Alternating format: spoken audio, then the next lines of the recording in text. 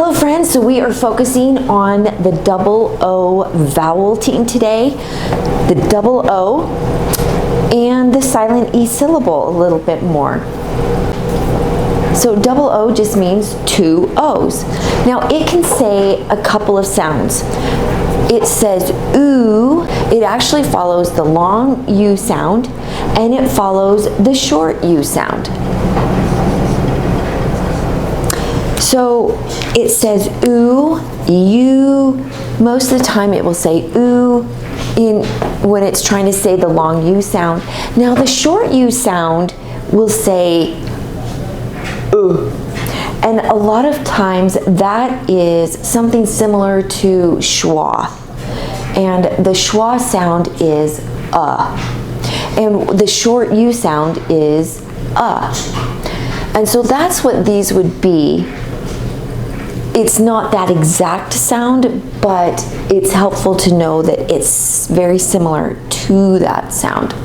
Now, we're going to go over words that say ooh at the end.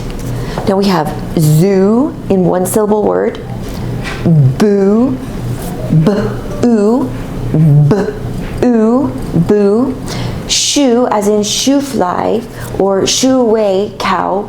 That's what I say to it when I'm riding a bike. Shoo, shoo, shoo. This is not the shoe that you put on your foot. That is O-E. Okay? So, shoe. And now here's, this is a multi-syllable word. Yahoo. Yahoo. Yahoo. Okay? Bamboo, another multi-syllable word. So you're going to find them in multi-syllable words. See how these end? Almost always, if it ends with the double O, it's going to say the long ooh, U sound. The long U sound that says ooh. Bam, bam, boo. B-oo, b-oo. Bamboo, tattoo. We don't say tat-tattoo. We don't say tat-too. We don't say that. We say the T sound once. It breaks right down the middle. We know that this is a closed syllable. It's going to say the short A sound because it's the accented syllable. Tat. So we're going to say tattoo. Tattoo. It's going to say ooh. And then this one also is a multi-syllable word. It's closed, so when it's a closed syllable, you need to remember that it's going to force the vowel to be short. Igloo. Igloo. Okay? Same thing here, it's going to break. See how you have your double O's? I covered up the stem of the P. Shampoo. I'm going to fix that. Sham, it's a closed syllable. It's going to force this A to say ah. Sham and then poo. Shampoo. Long U sound right here. And then we're going to look at the sounds when they say the sound, which is the short sound. Foot. Foot. Good.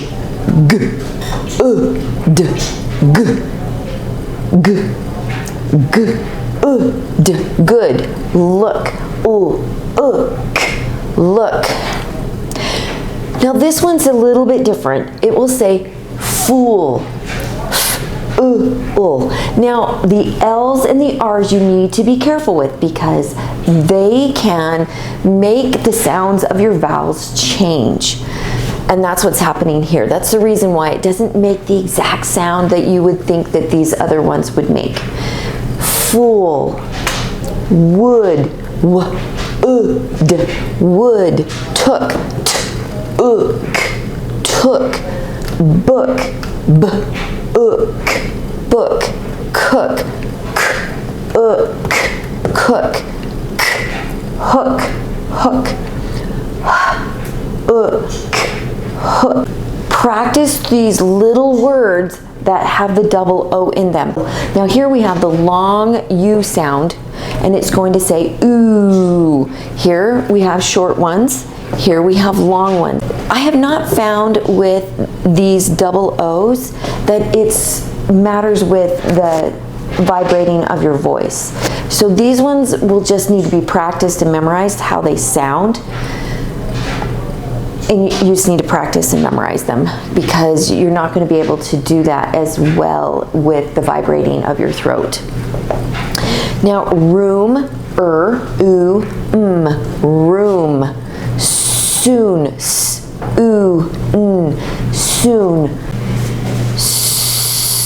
Ooh, soon. Soon, ooh. Now your lips are just going to pucker up. Ooh, it's super easy to say. This is one of the easiest sounds. Ooh, just pucker up your lips and just force out this sound. Ooh, your tongue is going to be back towards the back of your mouth. Ooh, and down, okay?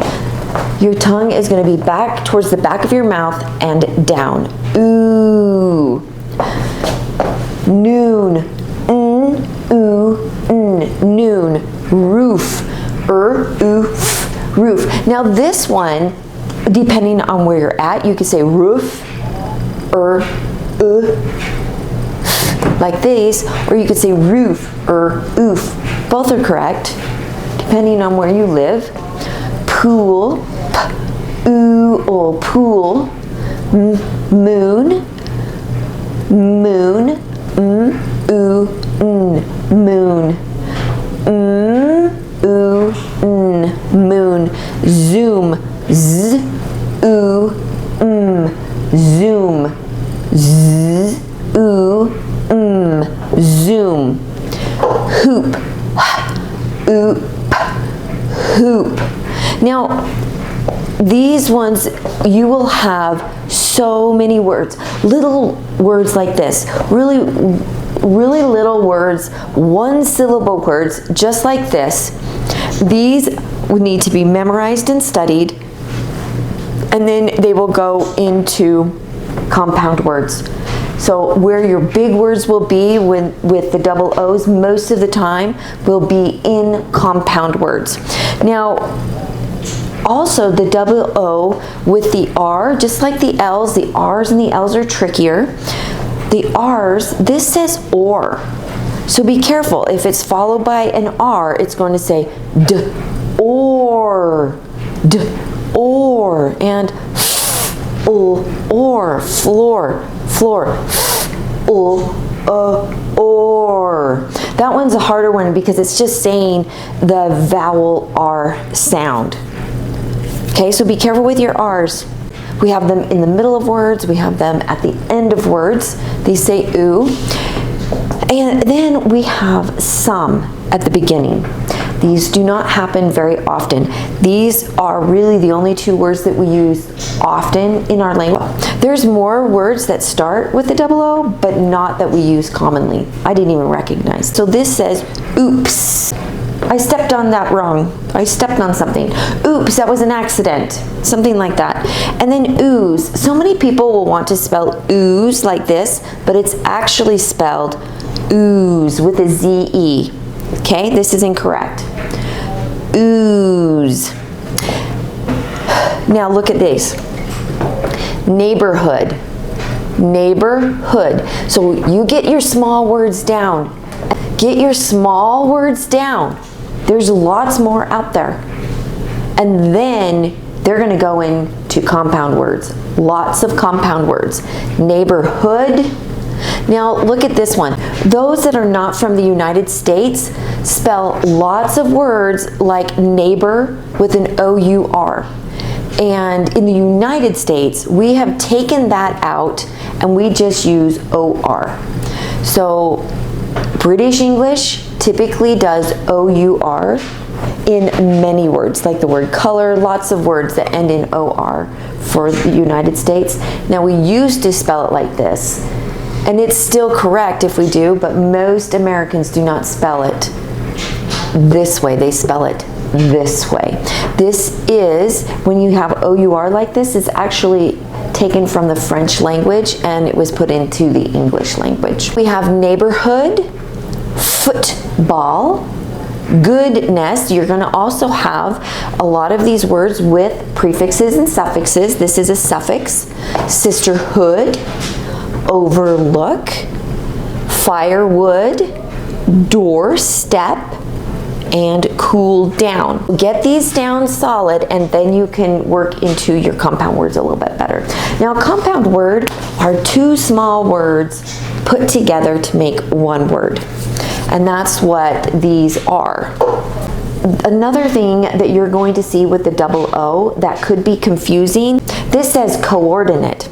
Now this right here, this is a prefix and it says co. It's an open syllable, so it's forcing that O to say O. Now this is a vowel R syllable. It's going to say co or di knit. Coordinate. You might want to say coordinate, so it would say co-or-di-nate. Coordinate. Okay? So depending on where you're at, if you're going to say it one way or the other. So be careful. You are going to actually have a lot of words with the C-O-O in there. And if they're big words like this, it's most likely this is your Latin root and this is your prefix. Okay, see, look, C-O-O here, C-O-O here. So don't get those confused because you're going to have these in a lot of words. You also have a double O in here. This is also a prefix with your Latin root, with your root right here. Okay, so be very careful. Know what your prefixes are. Know what your Greek combining forms are. Understand the difference between your Latin prefixes and your Greek. So be careful with that. This says micro. So you're hearing that long O sound, micro, and then organism. And this breaks apart. Organism. So, and this says micro, it's long. This is an open syllable, vowel R syllable, open syllable, and closed syllable. So it's very important that you get your 7 different syllables down, you have them memorized, you know what they are, so you can actually break apart a word and read it. Okay, so now we're going to focus on the silent E syllable. I did do another video on this. It's key for you to understand and be able to read and spell. So many of our words are silent E, especially the really small ones, but you're going to see them in multi-syllable words. And if you do not recognize them in the small ones and understand how to read them when they're small, then you are not going to identify them in a multi-syllable word. Yeah? Does neighborhood have a silent E in it? No. Oh, that's just a vowel thing? Yeah. Mm-hmm. Yep. And a vowel R. Right there. Okay, so now let's look at this. Nose. See, now what a silent E does, an E is at the end, and it's going to jump over this one consonant. A silent E syllable only has one consonant in between it. Once in a while, very, very, very few words, it'll jump over maybe a digraph, which is 2 letters that make one sound. Very, very rare. So it has one consonant, and that E is going to jump over and make this O long. And it's the long O sound. We have the long sounds are A, E, I, O, and U. That's the actual sound of the letter. These are all long. A, E, I, O, and U. So this says nose. I started with the letter O. It's going to say O. N, O, Z. O's. Hose. Rose. Now, do you see this SE right here, Paul?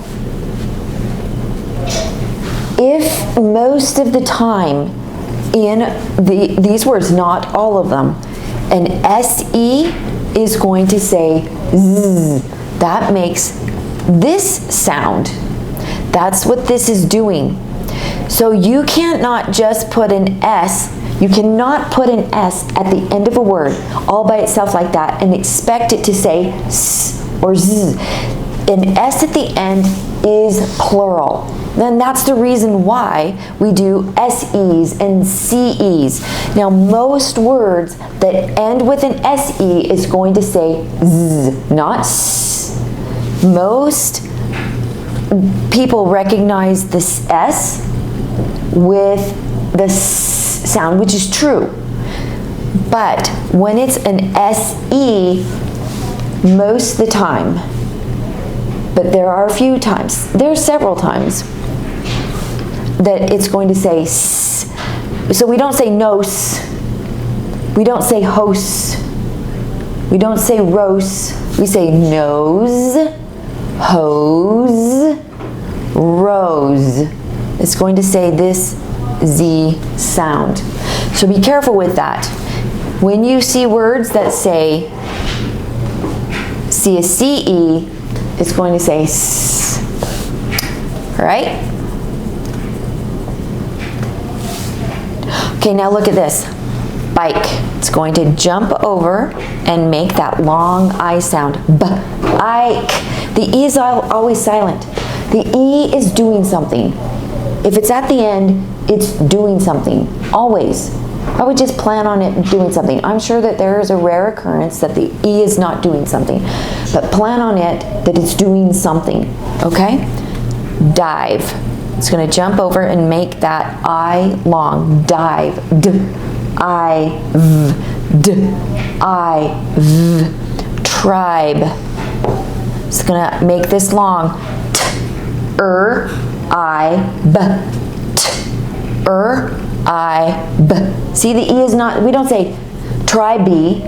A lot of people, when they see an E at the end, they think it's accented like that, with an A signal like that, and it says A. But the E at the end, without the accented on the top, says it's completely silent. It does not say anything. Tribe. We don't say tribe or dive or bike. We say bike, dive, and tribe. I, b. Huge. Huge. Huge. Now this is kind of fun. This GE right here, because if you have a G and an E, it's forcing that G to say J. So if you have a GE at the end of a word, it's saying J, not G, where so many people get confused with this. If it's just this at the end of the word. So let's see, we take that E out, it's going to say hug, and it's going to be short. See, and see how it's saying G, but you put the E on, and see how it has now changed this sound to J, and you're saying huge, and it's forcing that U to be long, okay? So, cute, cute, cute, the E is silent. Fume, fume. Theme,